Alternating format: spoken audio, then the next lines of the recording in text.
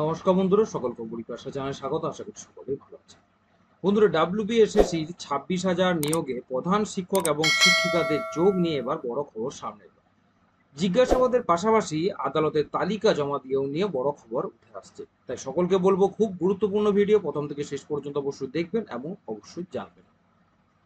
School service কমিশনের নিয়োগ দুর্নীতি কাণ্ডে বড় খবর সামনে এলো। নিয়োগ দুর্নীতিতে যুক্ত শিক্ষক কর্মীরাও। নিয়োগ দুর্নীতি তদন্তে এবার তদন্তে উঠে এসেছে বিভিন্ন স্কুলের প্রধান শিক্ষক এবং শিক্ষিকার নাম। শিক্ষা দপ্তরের পদস্থ কর্তাদের একাংশের সঙ্গে ঘনিষ্ঠতার সুবাদে এই প্রধান শিক্ষক বা শিক্ষিকারা অযোগ্য প্রার্থীদের চাকরি পাইয়ে দেওয়ার ব্যবস্থা করেছিলেন বলে অভিযোগ। অযোগ্য চাকরি প্রার্থীদের জিজ্ঞাসাবাদে নতুন তথ্য সামনে উঠে আসছে। কেন্দ্রীয় তদন্তকারী এজেন্সি সিবিআই সূত্রে জানা গিয়েছে যে অযোগ্য চাকরি প্রার্থীদের জিজ্ঞাসাবাদ করে 50 জনের নাম পাওয়া গেছে। তদন্তকারীদের একাংশের বক্তব্য, যেসব প্রধান শিক্ষক বা শিক্ষিকার নাম সামনে এসেছে তারা আপাতভাবে প্রভাবশালী নন, তবে শিক্ষা দপ্তরে যাতায়াতের সূত্রে পদস্থ আধিকারিকদের একাংশের সঙ্গে ব্যক্তিগত ঘনিষ্ঠতা তৈরি হয়েছিল তাদের। সেই যোগাযোগ কাজে লাগিয়েই এই চক্রে তারা ঢুকেছেন বলে তদন্তকারীদের সূত্রে অভিযোগ। এখনো পর্যন্ত জিজ্ঞাসাবাদে প্রায় 50 জনের নাম এসেছে। তাদের মধ্যে প্রধান শিক্ষক বা ভারপ্রাপ্ত প্রধান শিক্ষক ছাড়াও কয়েকজন সহকারী প্রধান শিক্ষকের নামও আছে। এই শিক্ষকদের তালিকা আদালতে জমা দেওয়া হতে পারে এবং জিজ্ঞাসাবাদের জন্য তলব করা হতে পারে বলেও দাবি করছে সিবিআই সূত্র। ওই শিক্ষক শিক্ষিকা যে আধিকারিকদের ঘনিষ্ঠ তাদেরও তলব করা হতে পারে বলে জানা গিয়েছে।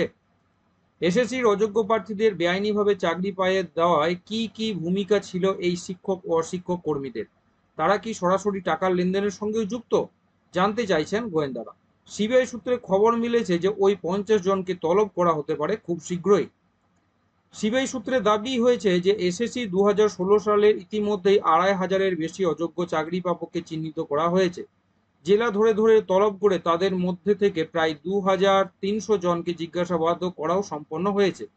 কেন্দ্রীয় তদন্তকারী সংস্থার দাবি, সেই জিজ্ঞাসাবাদের সূত্র ধরেই এই প্রায় 50 জন এজেন্টের সন্ধান মিলেছে। এক্ষেত্রে উল্লেখযোগ্য ব্যাপার যে এসএসসি নিয়োগ দুর্নীতি মামলায় 2016 সালের প্যানেলে থাকা প্রায় 25,753 জনের চাকরি বাতিল করেছিল কলকাতা হাইকোর্ট। এই নির্দেশের বিরুদ্ধে চ্যালেঞ্জ করে সুপ্রিম কোর্টে গেলে সুপ্রিম কোর্ট সেই নির্দেশে স্থগিতাদেশ দেয়।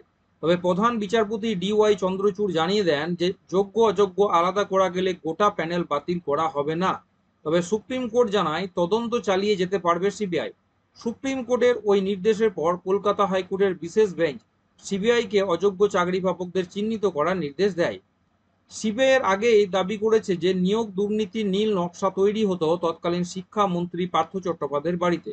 এসএসসির কর্তা থেকে চাকরি চুরির এজেন্ট সবাই উপস্থিত থাকতেন সেখানে। কাদের চাকরি দেওয়া হবে সেই তালিকা তৈরি হতো পার্থ বাবুর বাড়িতে, এবং সে পার্থবাবুর বাড়িতেই চাকরি বিক্রির বৈঠক বসত। পার্থবাবুর নাকতলার বাড়িতেই হতো চাকরি বিক্রির এজেন্ট, মিডলম্যান, যেখানে নিয়মিত যাতায়াত ছিল প্রসন্ন রায়, প্রদীপ সিংদের মতো মিডলম্যানদের। নিয়োগ দুর্নীতির নীল নকশা তৈরি হতো তৎকালীন শিক্ষামন্ত্রী বাড়িতে, এবং তার ভিত্তি করেই কিন্তু দিনের পর দিন এইভাবে অনিয়ম হয়েছে এবং দুর্নীতি হয়েছে।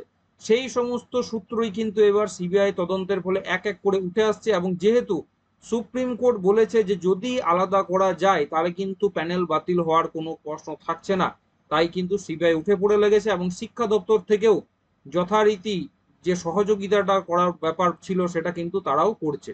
আসছি পরে ভিডিও নিয়ে। সকলকেই বলবো যারা চ্যানেল নতুন, চ্যানেলটি করতে অবশ্যই সাবস্ক্রাইব করবেন, শেয়ার করতে ভুলবেন না, নোটিফিকেশন বেলটা অবশ্যই অন করে রাখুন, ভিডিওটি লাইক করুন। সকলে ভালো থাকবেন, সুস্থ থাকবেন।